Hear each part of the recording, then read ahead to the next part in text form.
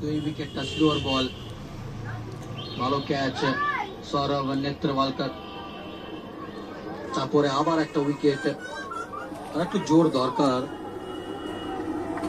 USA কে support করছে ইনি, পরিষ্কার বোঝা যাচ্ছে, কিন্তু দেখা যাক আরেকটা উইকেট নিতে পারে নাকি এখানে সৌরভ, অল আউট করতে পারবে কিনা ইউএসএ পাকিস্তানকে।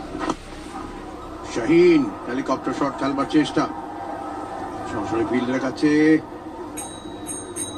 একটা রানই নিতে হবে। 192 আমি বলেছিলাম একটা সময়, কিন্তু এখান থেকেও 10টি রান বাকি।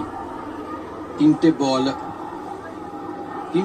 3টে রান, এর থেকে ভালো আর কিছু হতে পারে না। কিন্তু দেখা যাক সৌরভ কি করবে, ওয়াইড ইয়র্কার নাকি উইকেটের জন্য যাবে। অনেকবার আমরা দেখেছি উইকেটের জন্য যায় শেষ ওভারে জোরে বোলাররা। 3টে বল বাকি, কি প্রেডিকশন তোমার?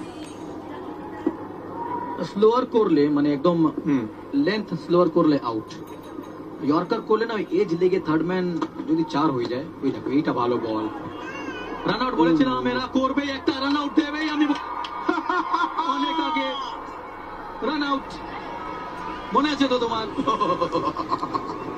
কিছুক্ষণ আগে শ্রীবাস বলছিল ইউএস এগুলো কি করছে, এগুলো পাকিস্তান করে। পাকিস্তান যেটা করে সেটা আবার করলো। ইনজামামুল হক, আপনি যদি টিভির সামনে থাকেন নিশ্চয়ই মনে পড়ে যাচ্ছে। রান আউটটা দেখুন, না এটা অবিশ্বাস্য না, এটা বিশ্বাস্য।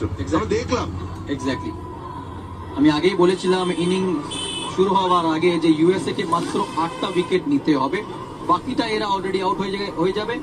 0 করে আউট, 182-তে 8 পাকিস্তান। দারুণ মজা হয়েছিল রে। ও ভাই, 15th জন্য রেডি? তোমাদের হারানোর জন্য সব সময় রেডি। আমাদের কম ভেবো না, গ্রেটেস্ট রাইভালরি এটা। সে কি, তোমাদের টিমকে কম কি করে ভাবতে পারি? এমনিতেও গ্রেটেস্ট।